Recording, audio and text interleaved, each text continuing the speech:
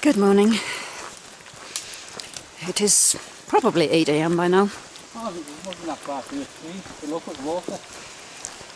Oh yeah, oh well.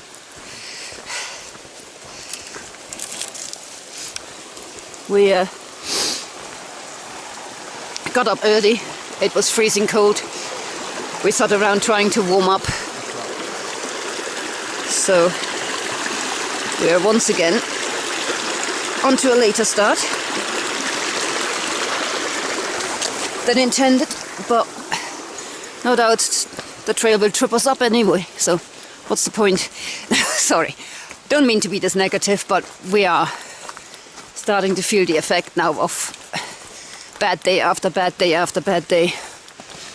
If it's not the snow, it's the river crossings. If it's not the river crossings, it's gut hooks. It would just be nice to have a decent day's hiking for once, to break up the monotony of bad day after bad day. After bad day? When we set up the tent last night, another PCT hiker came southbound past us and cheerfully informed us we have another river crossing in about a mile.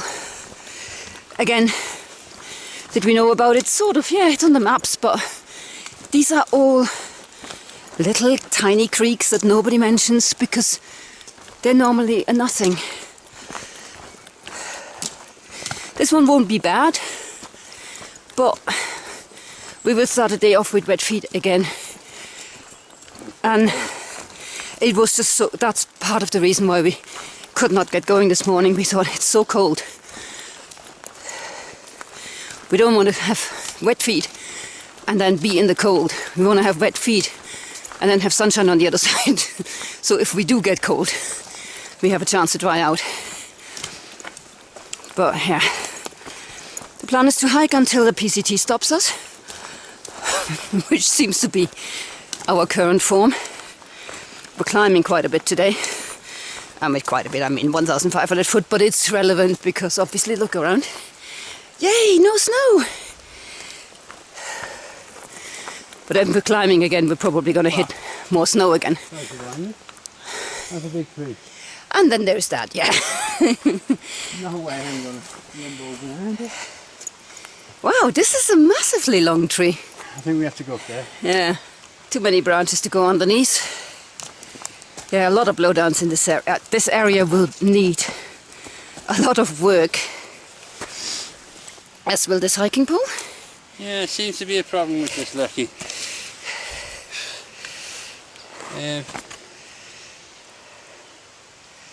It was glued like that.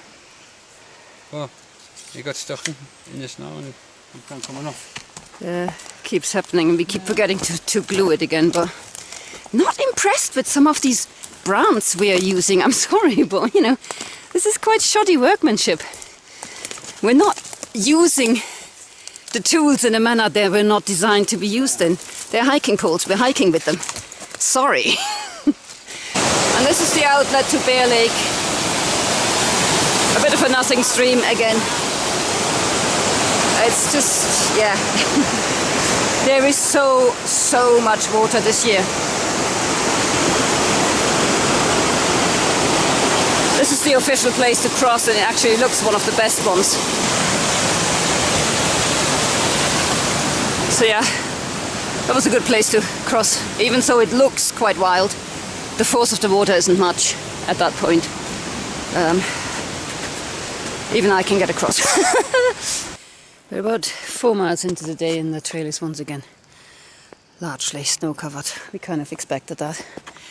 It's easier to follow, so we're not losing it as often or we're not losing it as widely as we have done, so we're quite happy with that. Looks like we might have found our way out of the snowdrifts into Baxter Pass. That's nice. It's a point I can orientate myself by on the map.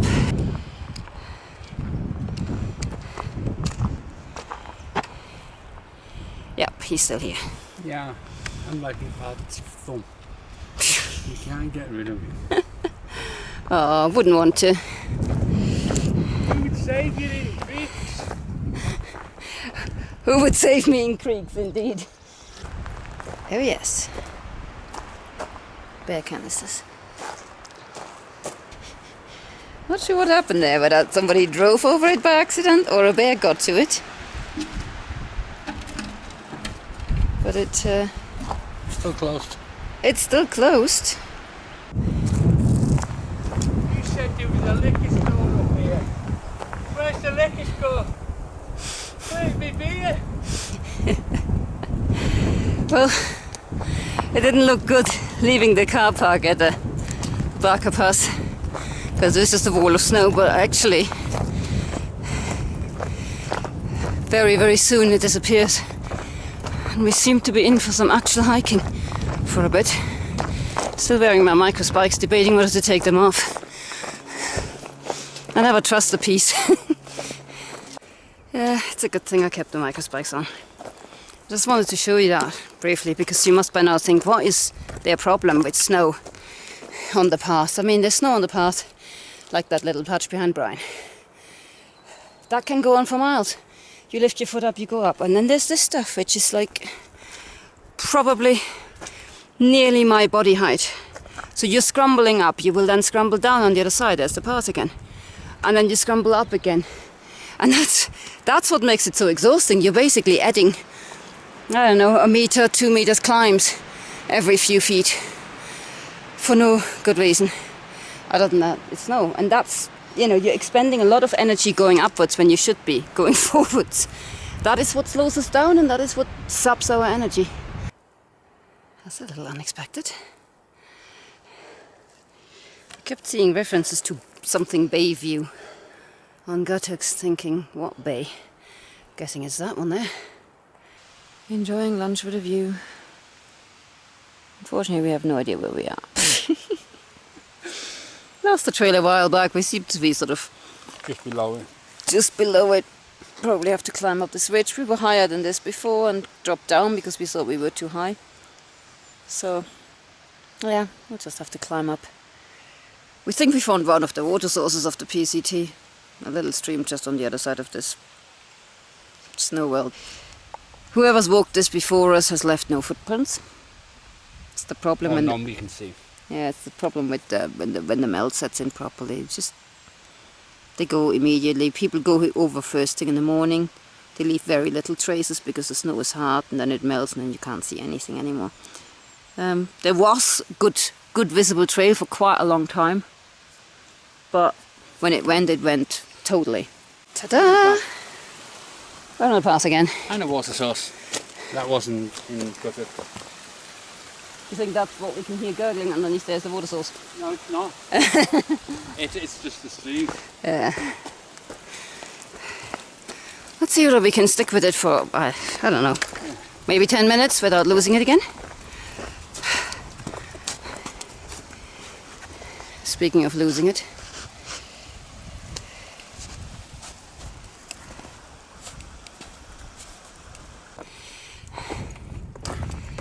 What a sight. One more slope of death to do.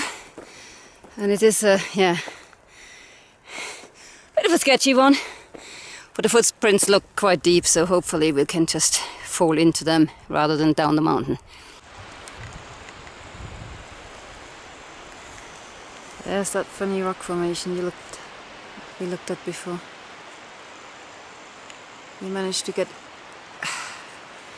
geographically challenged on the way down. The path is supposed to sort of follow the shape of the valley and then come round and stuff, and all the footsteps went steep down, so we wasted some time looking whether there wasn't a better way to go, but wherever the path is supposed to be is anybody's guesswork again. So we ended up in the bowl and misread the map slightly and ended up climbing up the hill opposite it. Once again, no help from Guttux. I was just looking at the maps thinking, oh, we should be opposite this granite or whatever. It's not granite, it's a bizarre rock formation. We should be opposite it anyway. And on the wrong hill, Guttux picked us up again and told us that we were half a mile too far west. So we scrambled back down that hill and found the trail, which has been on and off visible since then. It's running just up there somewhere. There were a few sloppy snowfields, but it's 5 o'clock. We were going to carry on for longer today, but It's all on ridge. we're about to enter a ridge walk that is nearly 6 miles long. There's no camping in those 6 miles, and there's a campsite on the ridge itself right at the beginning, which I don't know, we didn't kind of fancy the sound of a ridge campsite, because just before, I mean now it's gorgeous, but just before a really cold wind blew up. So we've just climbed down from the PCT to here, and woo, get harassed by mosquitoes. We're making this spot work for us, and do all the climbing and stuff tomorrow when it's nice and cold and the snow is firm, because at the moment it's sloppy as a sloppy thing again. But it looks like we can actually end this day on a reasonable positive note. We're in good spirits. We haven't made any progress again. We're being harassed by mosquitoes, but that's just, you know, cannot be helped. I think set up tent and get in it. Yeah. You know the mozzies. Piccadini. Yep. I can tell you with some authority that the mosquitoes of Northern California don't care. Today, surprisingly, once again we made no progress. I say surprisingly because we actually felt good all day. We felt like we didn't let the obstacles slow us down too much. And the times we lost the path, we thought we'd got it reasonably quickly, but clearly we didn't. We started off at our sulky spot, just off this map. I actually threw the other half of the map away, thinking we were done with it, but and proceeded to the river crossing that the other hiker had warned us about, or told us about, which turned out not to be too bad. But yeah, wet feet right again from the beginning. Well, that was fine. Didn't mind too much. Most of this section was, you know, hit and miss snow. A lot of it was snow free.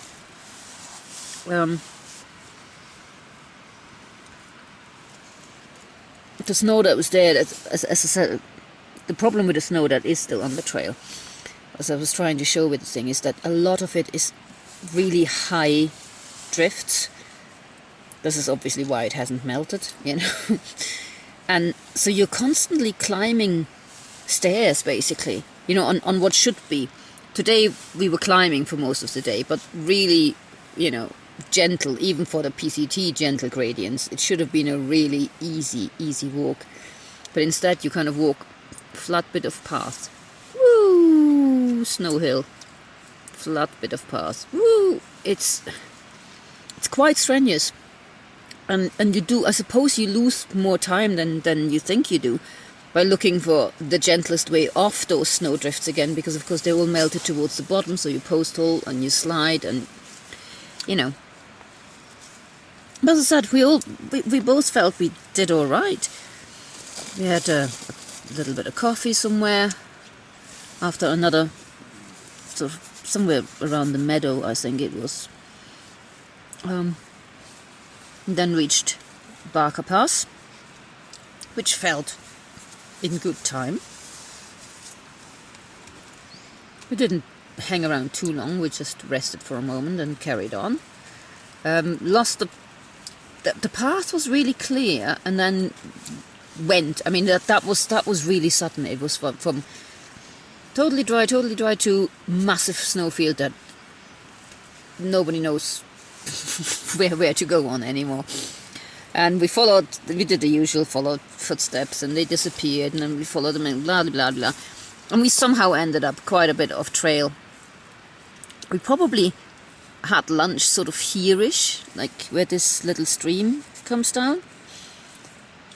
But we then found the trail again relatively quickly, and proceeded to climb up to that spectacular view and that weird rock. And then there was a friendly arrow pointing to the left saying, here's where your trail is. It was all covered in snow, and once again everything went to pot, because you followed footsteps that I think most people just basically went down like that instead of going around. But some of that was really steep, so we lost quite a bit of time, you know, trying to work out where the trail might be in that direction, giving up, going back. I think we ended up walking sort of that way out to get back in, to get to the bottom of this sort of little valley, just because where most people had gone, it was just too steep for us.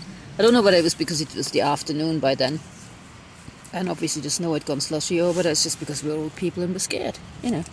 We don't have brilliant balance, we slide a lot, and we can't just jump down these hills like the young people do. So anyway, we ended up somewhere where we, you know, didn't quite know where. Guthooks did its usual trick of going, yep, I don't know who you are or where you are. So we didn't let that bother us too much actually this time. We just thought this.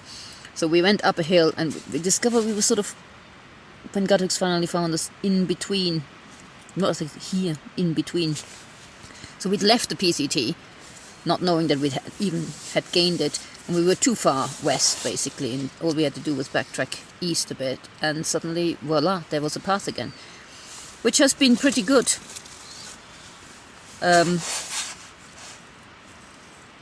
But by that time, it was coming up to, I think 5:30 already. 5. And when we spotted this little campsite, and as I said, well, there is one campsite supposed to be somewhere here on the ridge. Sorry, there on the ridge.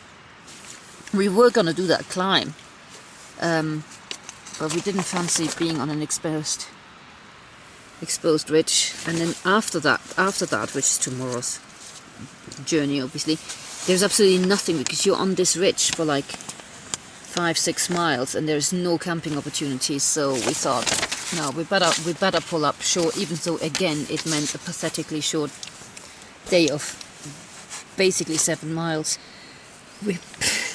We're now in that slightly silly position that we set off with 7 days worth of food to make it to Sierra City, and we're not even sure we're going to make it to the turn of Tutraki in 7 days. I mean, it's just not quite sure what we can do, because this is, you know, we're hiking to the best of our abilities, and we think we make reasonable progress, but clearly the snow is slowing us down so much, and the constant way losing and everything. We'll just, I guess tomorrow we'll just have to go for it, come hell and high weather, and just put in a really long day if need be, because we cannot run out of food before Donner Pass.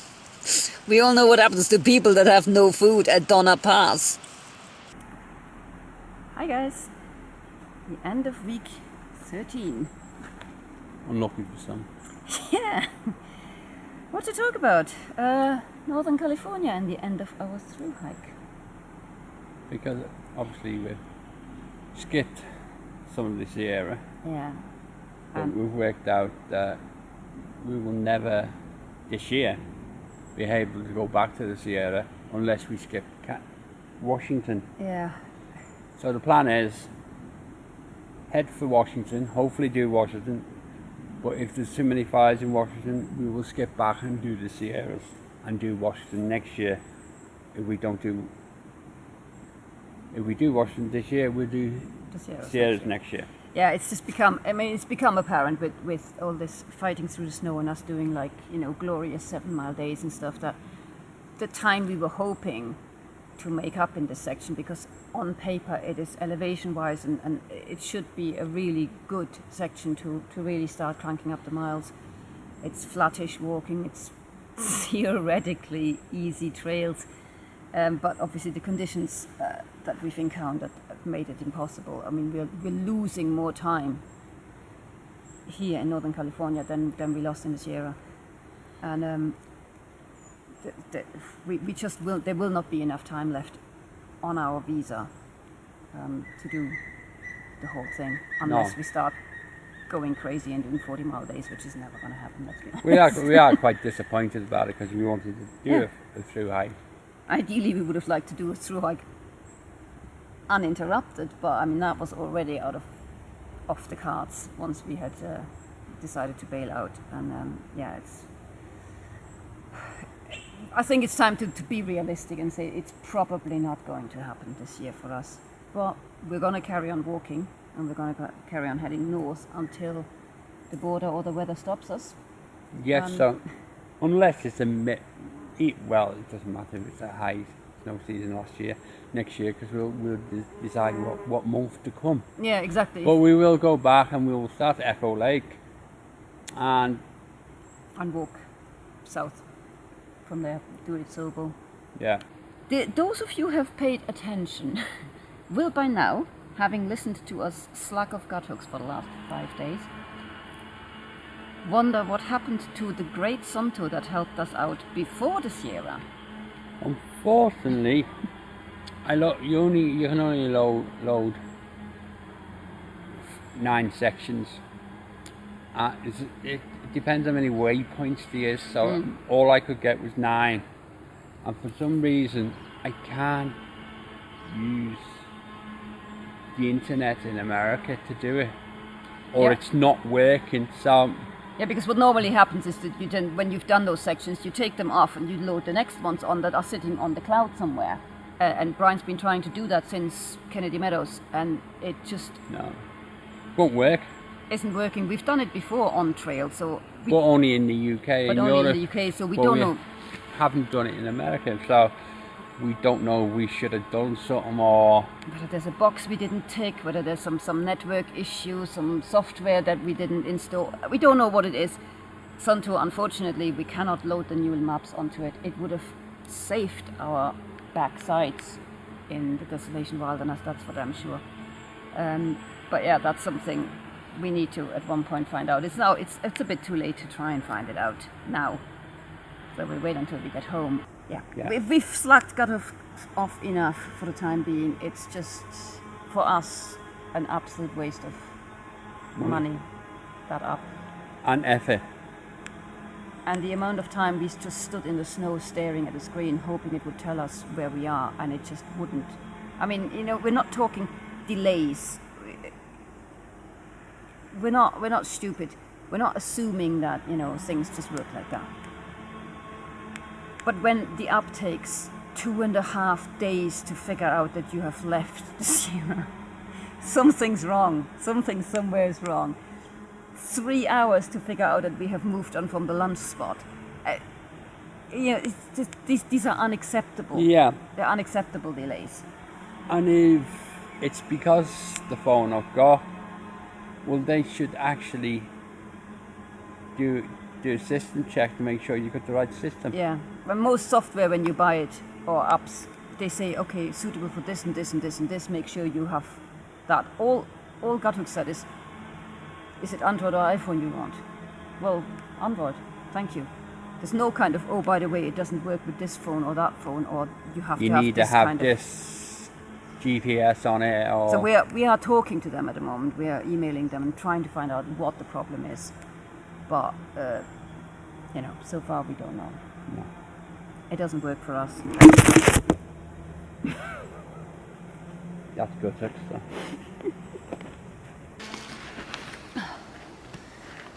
Yeah, I think that was the camera telling us to stop waffling on about Guthooks and get on with the expenses.